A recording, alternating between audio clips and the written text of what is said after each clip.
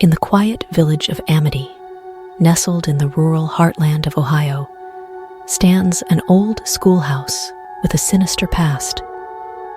What began as a haven for education has, over the years, become a breeding ground for fear and malevolence. This is the story of Mrs. Thompson, a dedicated teacher, and her students, who unwittingly awaken the dark forces that lurk within the school's walls.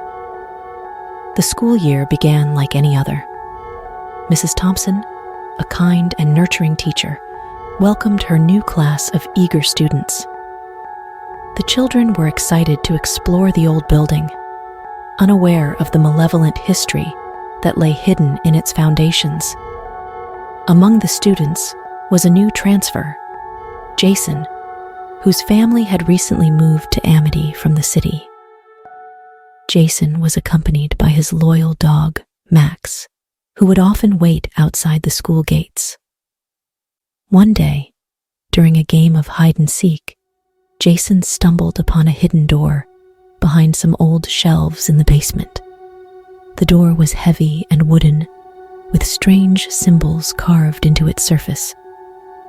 Intrigued and somewhat frightened, Jason forced the door open and discovered a small, dusty room filled with ancient relics and a large, ornate mirror.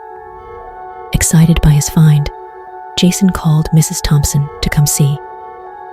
As she entered the room, her face grew pale, recognizing the symbols from the village's dark history. "This room, it shouldn't be here," she whispered, hurriedly closing the door. But as they left, neither noticed the mirror's surface shimmering, as if something on the other side was awakening.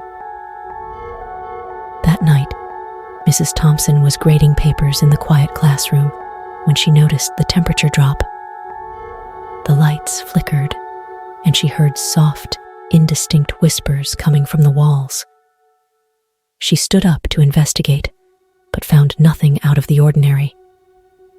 As she sat back down, she saw a reflection in the window, not of her own face, but of something dark and twisted. She spun around, but the room was empty. The whispers grew louder, and the shadows seemed to move with a life of their own. Max, Jason's dog, began acting strangely. He would growl and bark at empty spaces, his fur standing on end. One evening, Max ran into the woods, barking furiously. Jason and his friends followed, only to find Max standing in front of an old, decrepit church with its doors ajar. Inside, they found an altar covered in ancient symbols and a large, ornate mirror similar to the one in the hidden room. The air was thick with an oppressive presence, and the children quickly left, unnerved by the experience. Emily, one of Jason's friends, started to behave oddly. She would stare into the mirror for hours, her eyes vacant and distant. Her friends noticed strange bruises on her arms, shaped like the symbols from the hidden room. Mrs. Thompson, growing more concerned, tried to confront Emily, but was met with violent resistance. Emily's voice changed, deep and guttural, as she screamed, "You cannot banish me," before collapsing in a fit.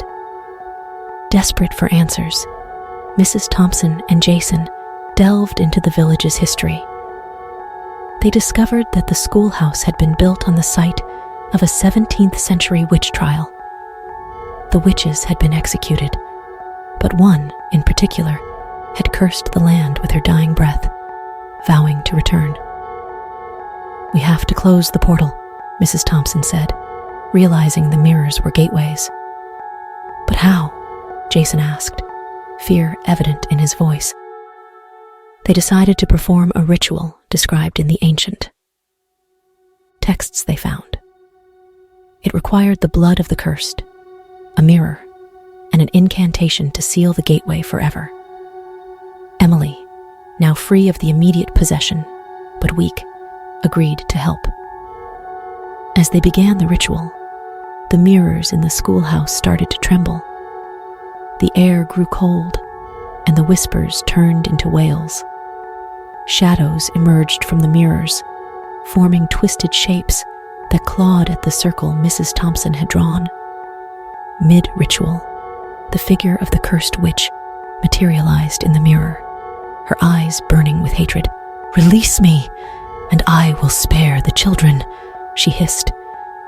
Mrs. Thompson, unwavering, continued the incantation. The witch's form twisted and contorted, and she screamed, "Then suffer the wrath of the devil." Suddenly, the room filled with a blinding light. The witch's scream turned into a roar as a demonic figure emerged from the mirror, the devil himself, summoned by the witch's curse. The ground shook, and the walls bled a dark, viscous fluid. The devil's presence was overwhelming. Shadows writhed on the walls, and the air grew unbearably hot. Max barked furiously, standing between the devil and the children. Mrs. Thompson, her voice shaking, gathered her courage and began chanting an ancient, powerful incantation she had found in the village's oldest texts. The words were harsh and foreign, resonating with power. As she chanted, the ground trembled, and a blinding light emanated from the circle, pushing the devil back. The devil roared, "You cannot bind me," as he fought against the light. The children joined hands, adding their voices to the chant, their fear turning into resolve.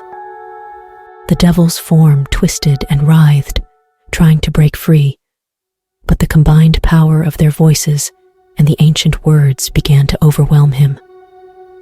Shadows swirled violently, and the walls seemed to close in. Max leaped at the devil, his form glowing with the same light, as if imbued with the power of the ritual. With a final, thunderous roar, the devil was sucked back into the mirror, which shattered into a million pieces. The room fell silent, the oppressive darkness lifting. The remaining mirrors shattered, their shards dissolving into dust. The light faded, leaving them in the calm, eerie silence of the aftermath. The village was safe once more, but the schoolhouse was sealed off, deemed too dangerous. Mrs. Thompson and the children swore to keep the events a secret, knowing the village would never understand.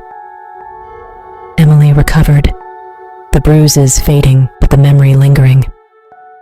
Jason and Max became local heroes, their bravery celebrated quietly among those who knew the truth. Years later, the village moved on, but the legend of the Devil's Schoolhouse remained. New families came, unaware of the horrors buried in the village's past. The old schoolhouse stood as a silent sentinel, its secrets hidden but not forgotten. On certain nights, villagers would report strange occurrences, whispers in the wind, shadows that moved on their own. And some claimed to see a loyal dog guarding the schoolhouse, as if waiting for the next battle against the darkness. Because sometimes, the most terrifying things are the ones we can't see. A new child, unaware of the history, sneaks into the basement. He finds a shard of the shattered mirror, now glowing faintly. As he picks it up, the screen goes dark, and the sound of whispers fills the air. The curse was never truly broken. Evil, once awakened, never really sleeps.